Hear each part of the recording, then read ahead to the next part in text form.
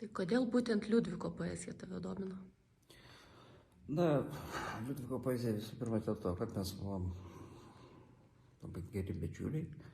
Tokie, kaip čia pasakyti, kaip Liudvikas paskutiniam laiške ir tiksliai įvardino, tokia tyli bičiulystė buvo tarp mūsų. Mes nei daug matėmės, nei ką.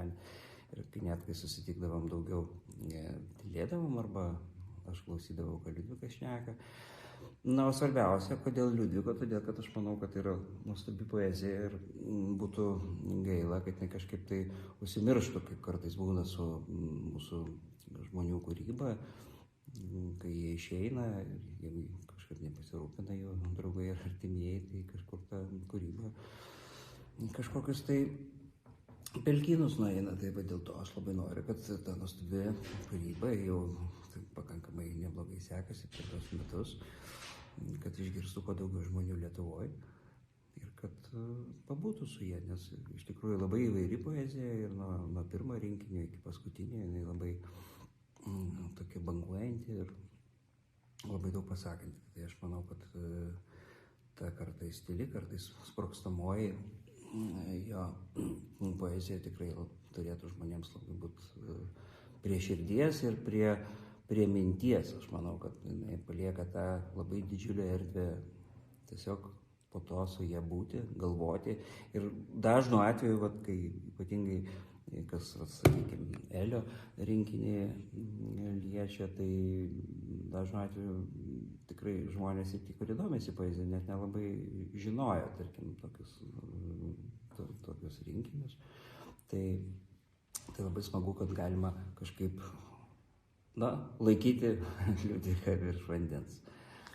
O ar tau svarbus tas faktas, kad pažinojai poetą, kai skaitai jo eiles, ar pavyzdžiui išjauti kitaip? Tiesą sakant, dar kitas labai svarbus faktas, kad aš poetą tai pažinojau, bet aš nepažinojau jo eilių. Tai tas faktas, nes aš, pavyzdžiui, kitos miško pusės nebuvau skaitęs ir iš vis labai įdomiai taip atsitiko toksai epizodas. Aš sėdėjau kažkokio serialo ar filmavime ir ten tiesiog buvo tas stalas, prie kurio aš sėdėjau, buvo nukrautas, kaip privaloma, rekvizitiniais kažkokiais tai laikraščiais, žurnalais ir tarp tų žurnalų buvo 85 metų Pergalė, dabartiniai metai. Ir aš atsiverčiau būtent tą puslapį, kur buvo pirmoji Liudviko publikacija Pergalei. Ir atsiverčiau ties tokiu eilėraščiu: tolimos ateities šienpjoviai, dalgiais kertantis debesis, spjaudis kramtoma guma į mūsų laikus.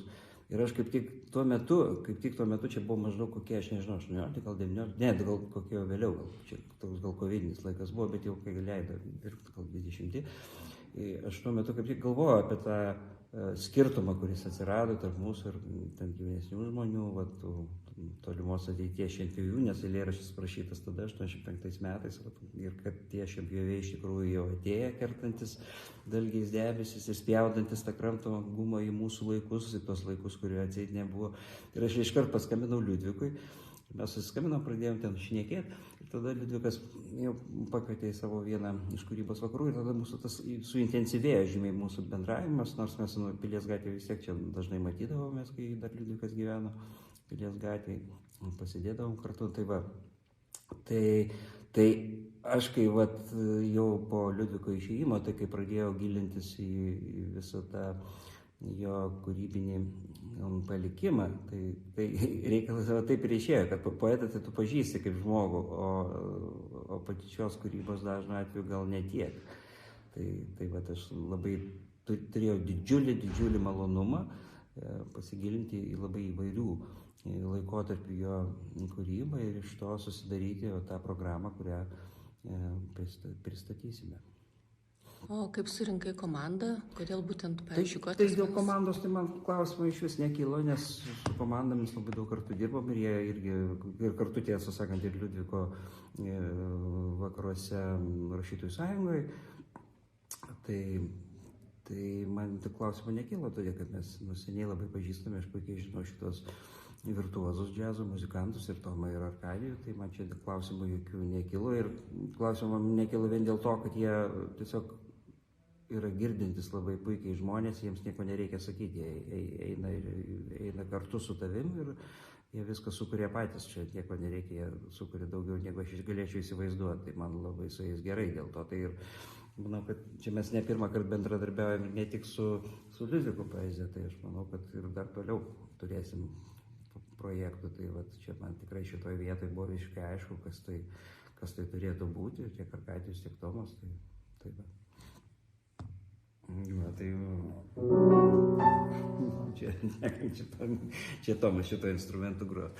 Na va, ir dar svarbus turbūt dalykas tas, kad dėl Liudviko ligos aš jau paskutinius metus, kai Liudvikas nebegalėjo pats kalbėti, tai jau iš esmės buvo jo tarsi balsas ir daugelį renginių skaitydavau tiesiog jo eilėraščius ir tarkim, jisai vienu metu gavo 2 premijas, jisai pas buvo Kaune, aš buvau už jį Baublių muziejuje atsiimti premijos, tai taip susidvejinam. Tai tokia pas mus iš tikrųjų pavyko kažkoks labai atsirado tas ryšys, kuris turbūt egzistuoja iki šiol, aš labai atsimenu tą puikiai momentą, kai jisai buvo ligoninėje, tiesiog Marijos radijui pavyko man įrašyti jo Paliktas paletės, nuostabu paskutinį jo kūrinį, tai kažkaip daug susirašėm, tada daug kalbėjom. Jis labai gražiai tada įvardino tą mūsų tyli bičiulystė, kuri taip sruveno tarp mūsų visą laiką, man labai gražus tas pavadinimas, tyli mes nesiplėšėm, nesidraskėm, kad ten draugai ar dar kažką, tiesiog mes pabūdavom, padėlėdavom, va, tai tikrai. Ir man, sakau, man labai yra svarbi šita Liudviko tema, tai ir dėl to man labai gražu, kad šitus metus jau daugiau jau esu mes pristatėm pirmą kartą ją Valentino Masalskio festivalyje Kuliuose, ir pristatėm ją Kuliuose todėl, kad Liudvikas iš Kulių, jisai iš ten dabar vyksta tikrai Valentinas sukūręs labai tokį neįtikėtiną meno šventę. Kuliuose kelinti metai jau vyksta ir šiais metais gal vėlgi su ta pačia komanda pristatysim Oskaro Milašiaus programą. Tai vat, nuo tų Kulių prasidėjo kelionė ir Birštone, ir Kaune, ir Marijampolėje, ir Utenoje, ir Šiauliuose, tai po truputį ta geografija plečiasi, aš tikiuosi plėsis toliau. Nu ir labai smagu, kad jaunimo teatre, būtent jaunimo teatre, Liudvikas dažnas lankytojas buvo, kadangi ir daug ir rašė ir scenai, ir Lėlės teatrui, net jo ir premjeros ankstyvosios įvyko ir dirbo šiek tiek teatre, tai labai smagu, kad būtent jaunimo teatre galima pristatyti šią programą ir pasidalinti būtent su Vilniečių publika. Tai tikrai daug artimų žmonių yra Liudvikui, ir tiek ir kursiokų, tiek ir šiaip bendrakūrėjų, tai aš manau, kad bus su kuo pasidalinti. Labai lauksiu iš tikrųjų visų kovo 24 dieną 18:30 jaunimo teatre.